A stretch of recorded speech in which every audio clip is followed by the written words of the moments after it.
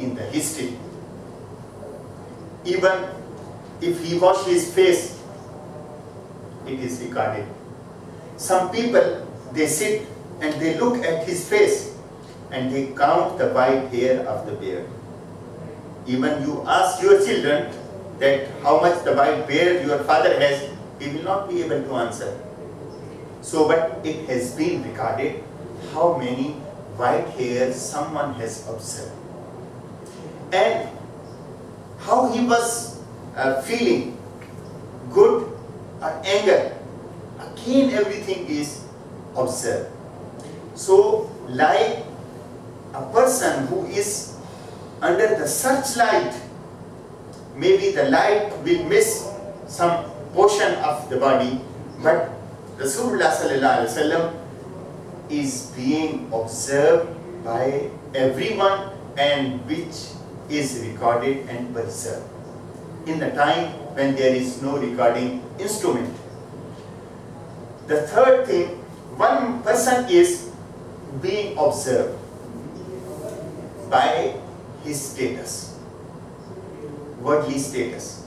But Rasulullah sallallahu alaihi wasallam is being observed being a prophet of Allah subhanahu wa ta'ala and being a beloved person for those who are observing. Here you have seen many stories are written by non-Muslim about the Muslim ruler. They don't love with them. They don't have attachment. But what the companion of Rasulullah sallallahu alaihi wasallam is recording, it is with the love and affection. And when you have love and affection and belief, then the chances of mistakes or wrong statement would be less. So this is a unique quality of Hadith. The difference between Quran and Hadith, we don't know, we have not seen. And even the companion, they had not seen the Quran is coming from the heaven to Prophet Muhammad, peace be upon him. So it was the wording of Prophet Muhammad, this is the Quran and this is my word. So Quran and Hadith, from the beginning, it was separate. Although from one persons, they are listening, but he is differentiating that you keep this portion to that surah and that chapter, and this is the Quran, and what the explanation I am giving, it is not part of the Quran. And in today's, what the wording we have, wording of Rasulullah sallallahu alaihi wasallam and the wording of Quran, if you analyze, you can find the clear differences. So that is why this is one of the miracle and evidence that if the people, as some people, they blame and claim that Quran is written by Muhammad, peace be upon him, so they can present to the scholar of Arabic language, they can clearly differentiate this is the Holy Book Quran and this is not the Quran. So this is the difference. And Quran, as I mentioned, is a wahi. The wording came from the heaven. And Hadith, this is also from Allah, but the wording is from Rasulullah sallallahu alaihi wasallam. So not the wording. And the second, the recitation of Quran is rewardable from Allah, and it would be considered as an act of worship. Hadith has no this status. Indeed, learning Hadith, conveying Hadith, it would be rewardable, but not equal to the reward of the Holy Book Quran, because Quran is the word of Allah subhanahu wa ta'ala. Difference between history and Hadith. Hadith has many stages to clarify the things and to judge and test whether this is the word of the Prophet Muhammad, peace be upon him, or not. History has no such quality. History, most of the history is the things that is spread in the people among the people and then they are recorded. But if, like, I heard that a big building is broken or destroyed in America, and when I will hear and I will listen, then I will believe. I will not say whether the person who is giving me the information is reliable or not, what the work he is doing, and from which family he belongs, and which area he lives, and what the qualities he has. No one is concerned with that. Just maximum he will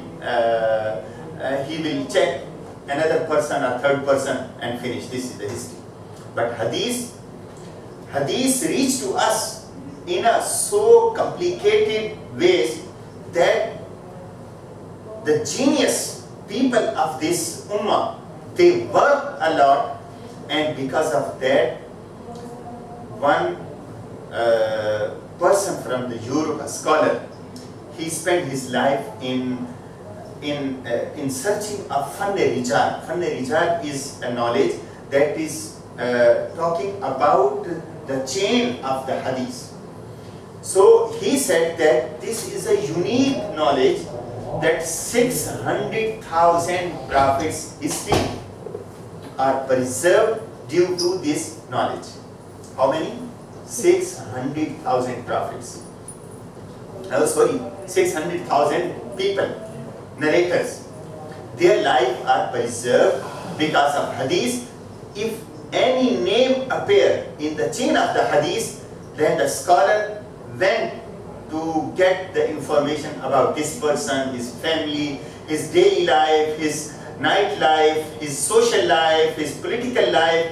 Everything is taken to understand whether he is reliable or not.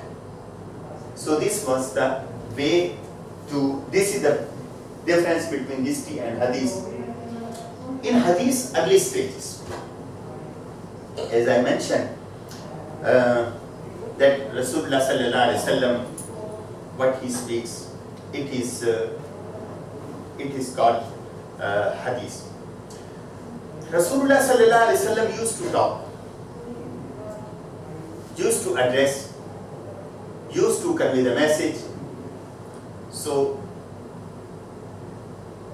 the people used to memorize it because they consider what he is speaking, it is from Allah, so they used to memorize it. In initial stage, Rasulullah sallallahu alaihi wasallam forbid to write what he speaks. La taktubu anni ghayra al-Quran. Rasulullah sallallahu alaihi wasallam said, don't write anything from me except Quran.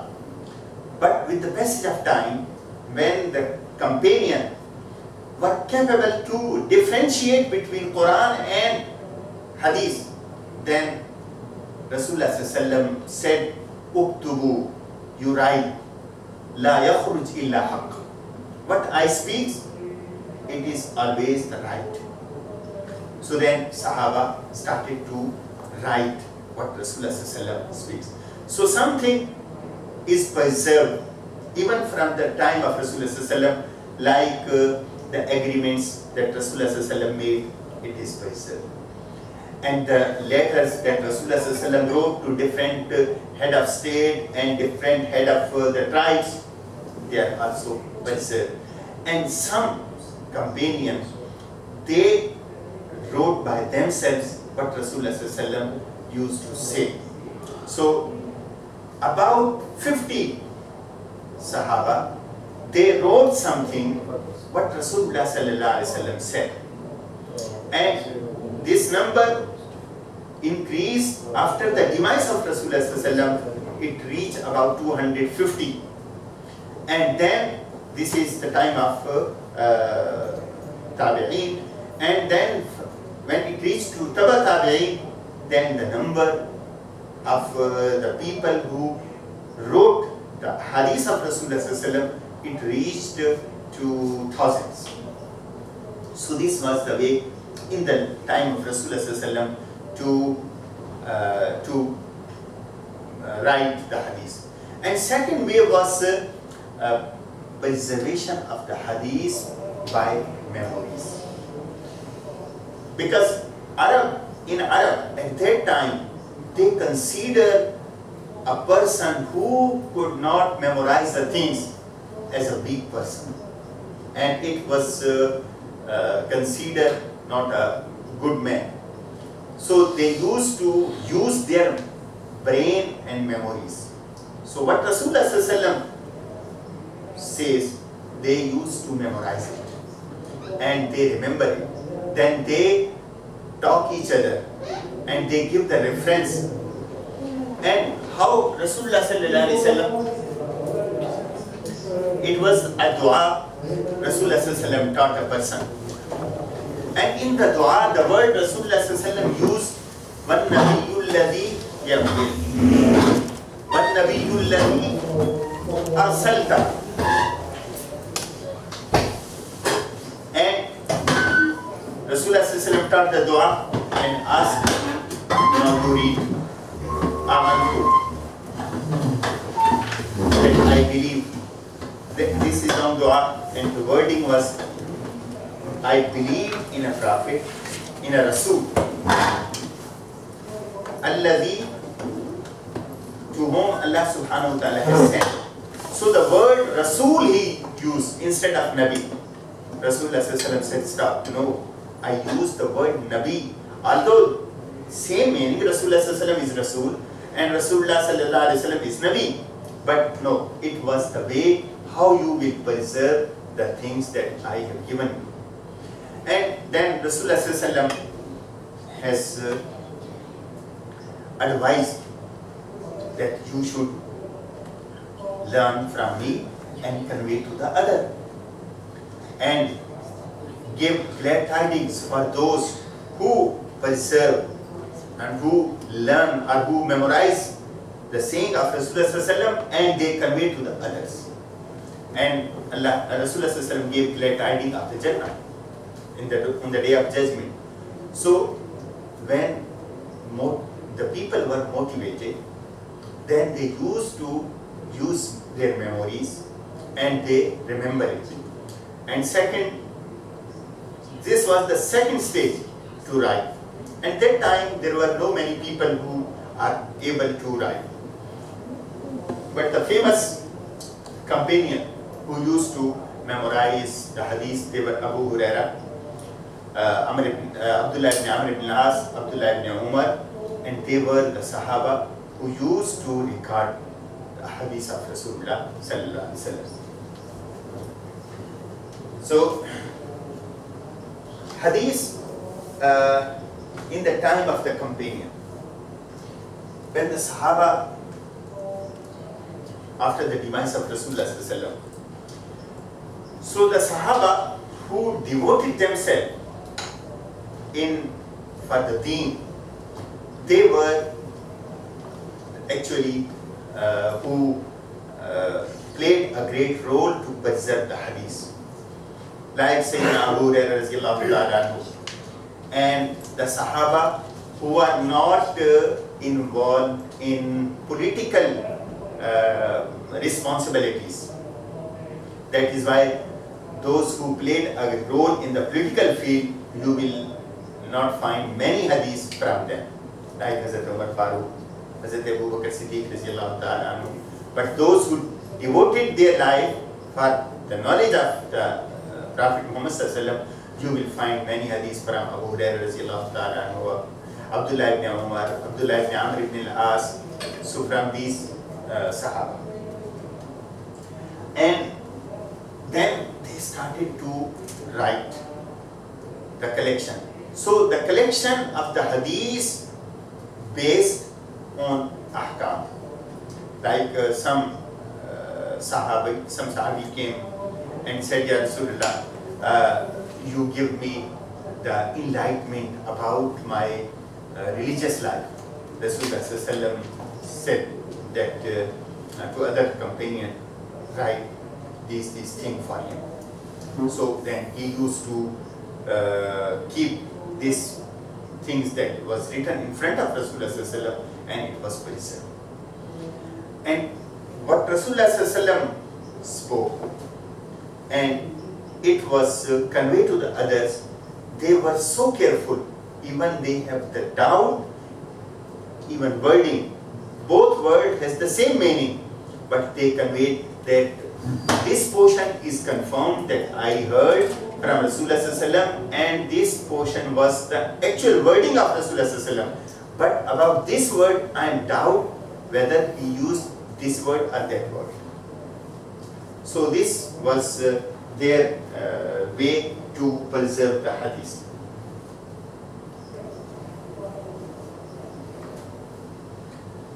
Preservation of hadith in the period of Sahaba. And Sahaba, they had a duty to convey the religion, as especially we connect into the last sermon of Rasulullah ﷺ, that is the Khutbah Hajjatul Wida. In Khutbah Hajjatul Wida, Rasulullah ﷺ said, what you have heard from me, it is your duty to convey others. And another occasion, Rasulullah ﷺ said, sometime the listener are more capable than the one who is conveying. And many things, it is my experience, and I believe it would have your experience. Sometimes one scholar, one person, he speaks, and you get the knowledge or information or understanding more than the person who is speaking. Because Allah has made different people with the different qualities. So it happened.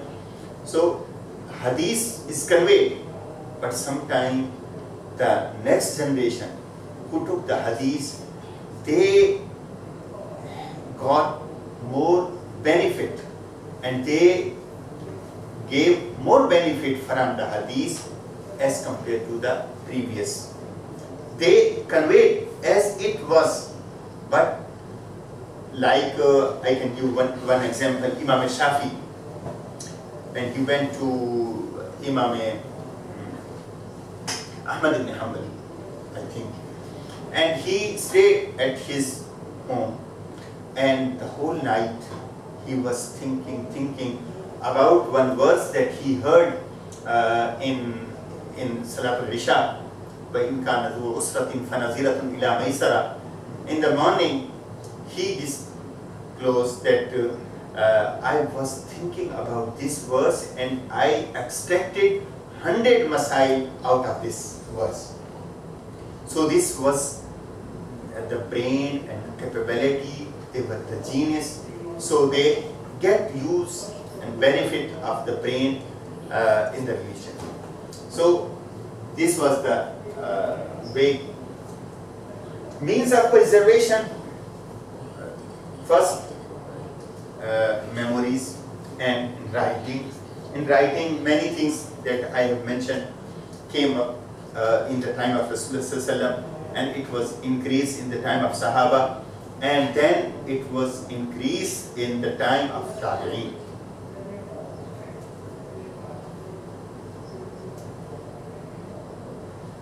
First stage of the hadith book, when it was the time of Umar bin Abdul Aziz, then it was considered and thought that we should record the hadith, because every hadith, when it is conveyed, the person who is conveying, he has to mention the name from where he has heard, and from the second person who, from whom he heard or listened that hadith. So the chain is mentioned, then the hadith is always stated. So when the narrations are increased, so then it was needed that it should be recorded through the chains, so that we should know and it should come up in the book. Even if that continue today, maybe one small portion of hadith will have long portion of the narration, because it was the practice. So Imam Shihab Zuhri, he was given the task to compile the hadith. So he was a great scholar and he started to record the books of hadith. It was the first century, the second century, beginning of second century, and two great scholars, Ibn Hazm and Shihab Zuhri, they played a role and they compiled. In second stage, the hadith book compiles like Imam Malik, Imam Awza'i. They compiled in the first compilation was called Masanid. And Masanid means every Sahabi has the collection of Rasulullah's hadith. So, At-Tabi'i, who was a student of a Sahabi, companion, so he used to collect the hadith of one Sahabi. And from one Sahabi, whatever he can collect, it is preserved, it is called Musnad. And from this way, the first stage, the compilation started from the chain of Sahabi.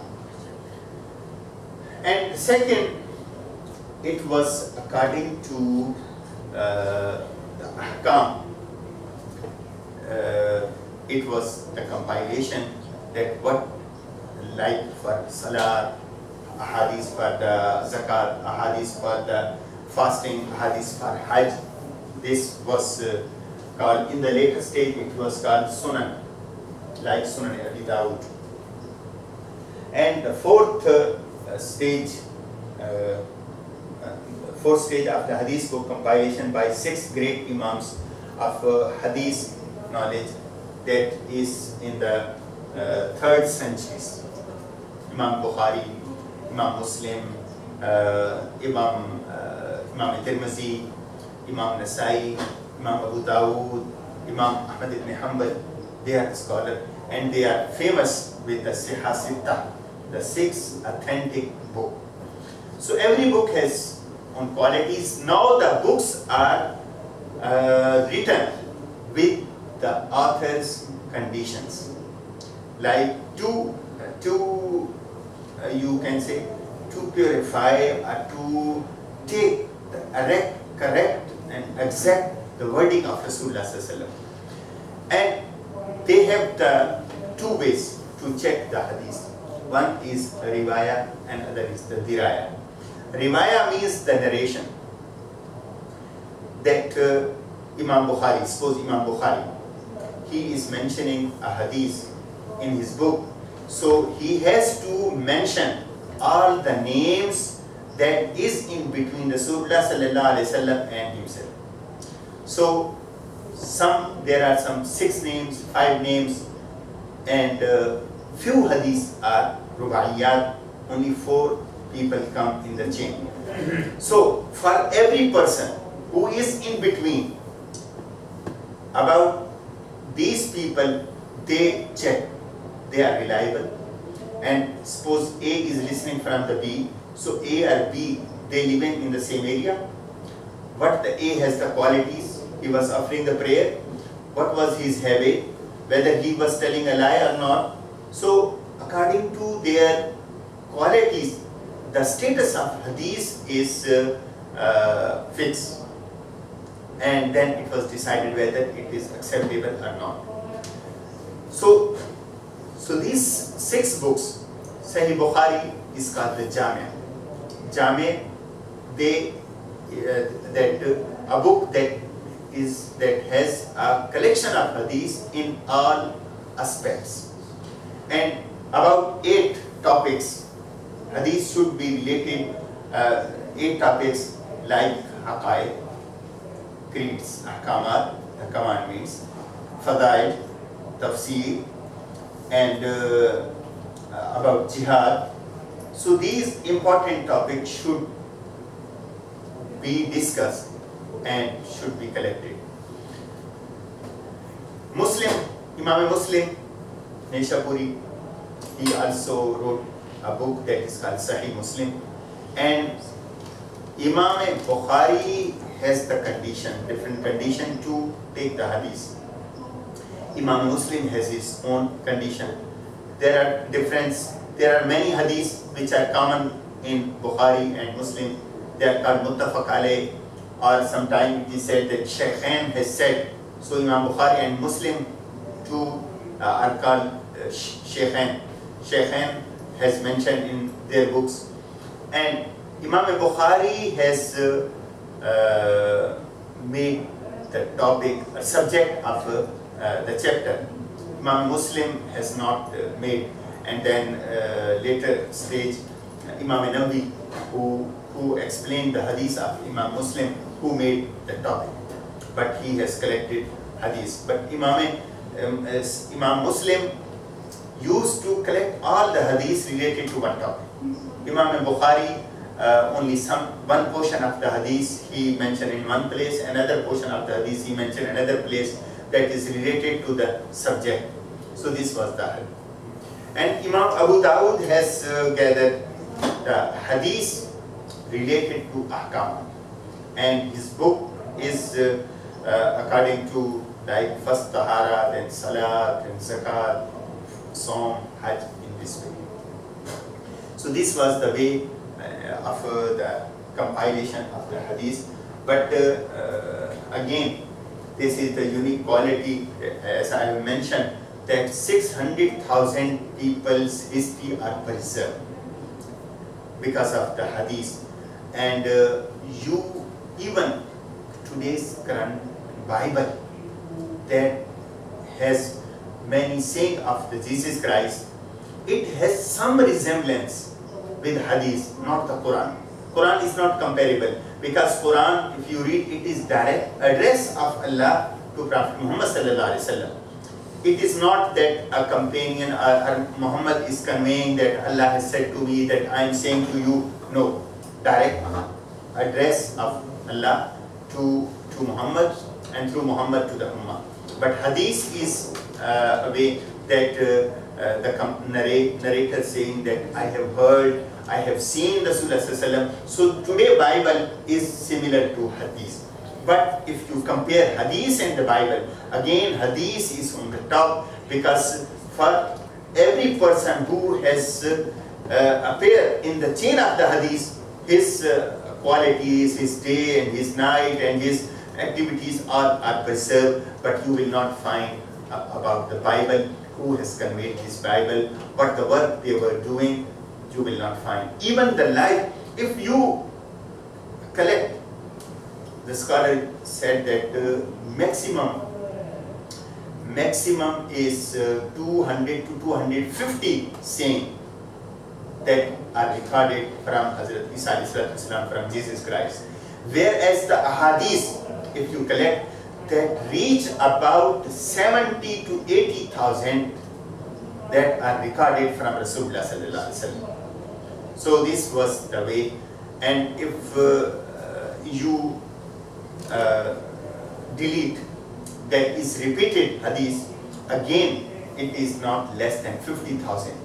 So you will not find any other person in the history of human being that has the great collection of his saying recorded. So this is only Rasulullah sallallahu alaihi wasallam, that his saying are preserved. So this was a later introduction. Then the classification of hadith, it is a great and the vast subject. The first and the most important, as I mentioned, hadith are three types: qawli, fi'li, and taqreeri. Saying, practice, and the things that happened before Rasulullah. Another way, one hadith is that reached to Rasulullah sallallahu alaihi wasallam. It is called marfu. And one hadith reached to us, a companion, it is called mawquf, hadith mawquf. And Imam Malik used to take the practice of a companion and consider as a hadith, because the companion cannot perform any work without the authority of Rasulullah sallallahu alaihi wasallam. So that hadith is called hadith mawquf. And another categorization is khabar mutawatir, khabar wahid. Mutawatir is the hadith that is narrated in all the time from so many people, they cannot come up on the wrong thing. They cannot gather on wrong thing. That is called khabar mutawatir. Khabar ahad means that cannot fulfill this condition. So khabar mutawatir will have few hadiths, not many, only few hadiths. But all other hadiths is called khabar wahid, khabar ahad. And riwaya and diraya, that is again, that is the test to know whether there are 10 ways to check something that is hadith. That is called the diraya. Diraya, like the scholar has written, if there is a big reward about a small action, it would not be considered as a hadith. If some prediction about the specific date and time, it would not be hadith, because ghaib is with Allah subhanahu wa ta'ala. So these kind of test was in front of the scholar of hadith, then they test every hadith, then they accept. And narration, that is the riwayah, again I have mentioned that to check who are these people who are narrating, what the habits they had, what the qualities they had, what the activities they had. So after checking in the light of riwayah, in the light of diraya, then the hadith is taken in the book of hadith. Weak hadith, za'if and mawzu. Za'if hadith means a hadith that has some weakness in narration. Like a person who is narrating, he is narrating from a person who is not from his area, he is from other area. Or a person who has some habit of forgetting the things. So if this kind of person come in a narration, so that hadith would be considered da'if hadith. And please, W-E-A-K. Okay, you understand. Sorry, it is my mistake. And this is my weakness. And other is fabricated hadith, mawdu. Mawdu hadith, the people use a time cane. The people used to boost their business, and they made some wrong hadith or attribute something to Rasulullah sallallahu alaihi wasallam. But the scholar checked, and they have collected these kind of hadith with the name of mawzu'at. And there are many book of hadith. Why we say hadith? Because it is attributed to Rasulullah sallallahu alaihi wasallam, and mawzu means that is fabricated, that is wrongly attributed to Rasulullah sallallahu alaihi wasallam. So these are some kinds of hadith. Status of hadith. You know, individual life, every one of us, what we are practicing in the light of deen, we will have to give evidence. Either we will give evidence from Quran or hadith, and mostly 90% we will give from the hadith, because if we pray, but the prayer procedure is not mentioned in Quran, that is proven from the hadith. And even we pay the zakat or we sacrifice animals, all our religious life is based on hadith. So this is an important, we cannot work, move, take the step without the hadith. And social life, what we have a system in our marriage.